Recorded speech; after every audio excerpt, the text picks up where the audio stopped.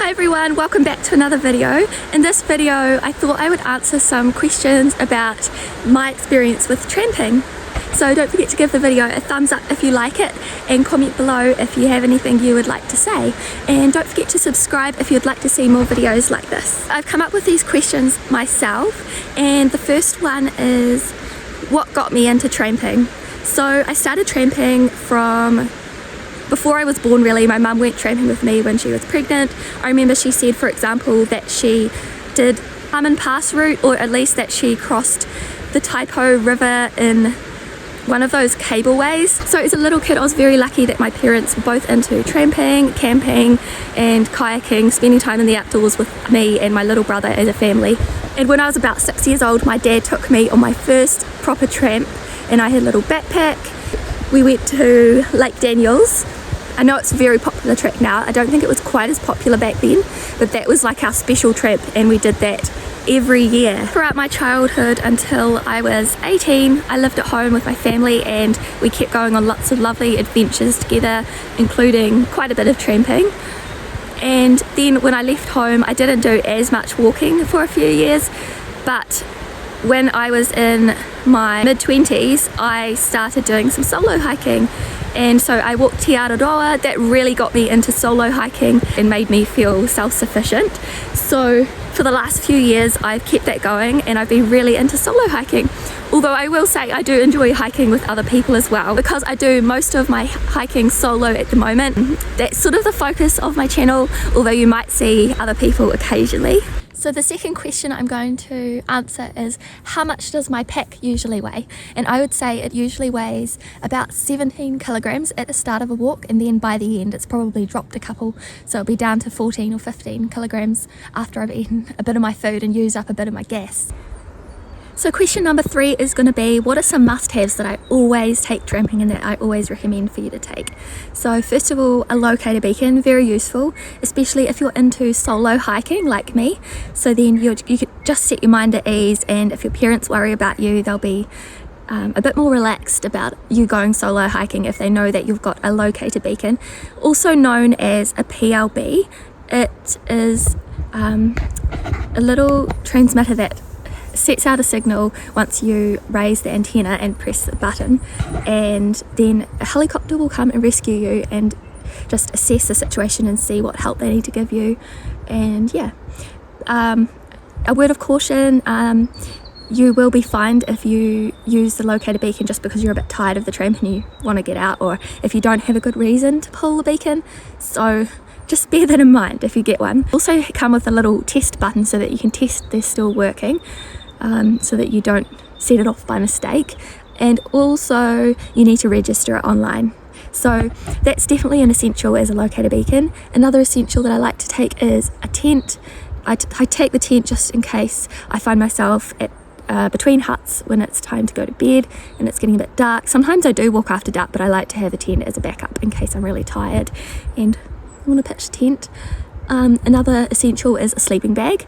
Now I also have a sleeping bag liner, which keeps my sleeping bag in a good state, because sweat can actually corrode a sleeping bag. So I've had my sleeping bag for 20 years now. It's a fairy down one with feathers in it. Feathers are not vegan, and I am vegan. However, it's really old. I've had it for a very long time, since before I was vegan, and I'm happy to keep using it. If you are vegan and you want to buy a new sleeping bag, there are bound to be synthetic options out there, or else maybe you know a family member or a friend who has a second-hand sleeping bag that you can use. So that's always an option. You could also go on a marketplace like Facebook Marketplace and see if there are any second-hand sleeping bags. So that will sort of make you feel a little bit better about you know, being vegan and still using a feather sleeping bag.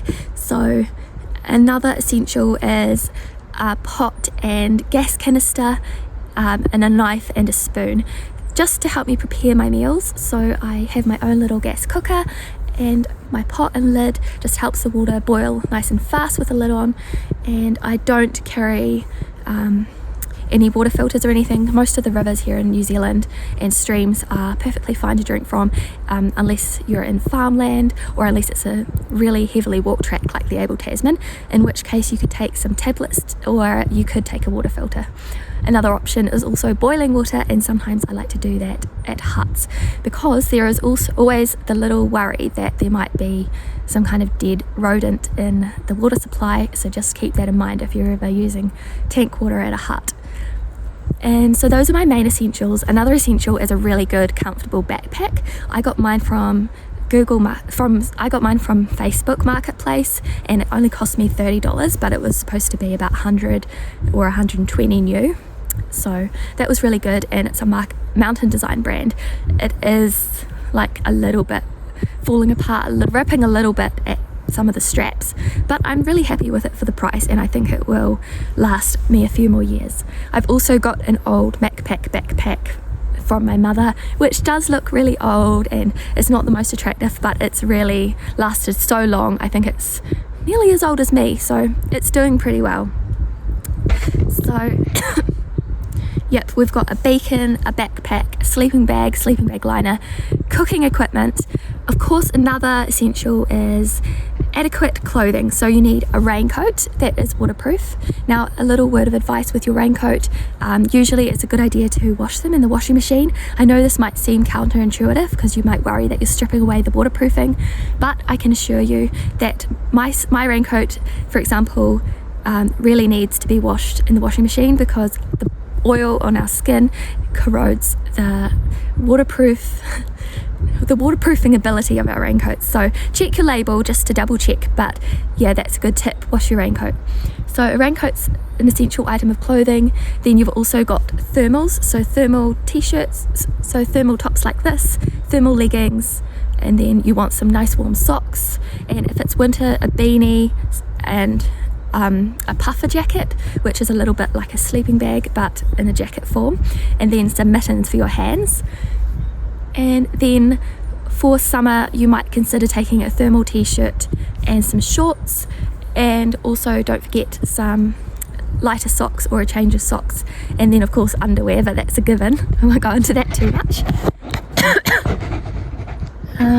Yeah, so those are the essentials, and then you've got some luxuries like I like to take a diary with me. I like to take books. I like to take a diary and books, and sometimes like something to sketch with, and I take embroidery at the moment, so those are some luxuries just to keep me busy. And then of course something like a vlogging camera so that you can take photos or vlog. I just use my iPhone, to be honest, and that works really well for me. And then don't forget your food. Food is very important because food is basically your currency out in the outdoors, which will get you from hut to hut and get you where you need to be. And it also is very important because it just keeps you in a good state of mind. So make sure that you bring lots of healthy food. You can even check that you're taking adequate calories if you want to. So yeah. I've got lots of hiking videos out on what kind of food I like to take hiking, and also I've got a video out on what I like to pack. I'll link those in the description box below if you'd like to go and check them out. So a question I get sometimes is, what's your favourite hike? And that question is so tricky to answer because there's so many hikes that I really love. But one hike that I did last year, which was surprisingly good, was Hunts Creek Hut. It was surprisingly good because we did it in June, so that's early winter, but the weather was so warm and balmy. I'll link the vlog below. I already knew it was going to be a really good trip. I went with a friend, but I was super impressed at how cool it was, and the weather was really, really good. We'd actually walked in the dark, which sort of gave the tramp a special twist and made it really exciting as well. So yeah, I really like Hunts Creek Hut, so check out the vlog below if you want to know more about that one. So that's just one of my favorites. There are so many more.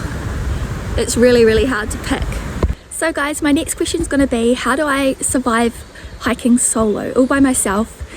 This question I do get asked a fair bit, and the answer is that I like to keep busy, so I make sure that I spend most of my time walking, and if I have a hut day or a few hours in the bush or in a hut, I have something to do, so I'll be writing or reading or vlogging. So yeah, that's how I stay sane while I'm hiking by myself.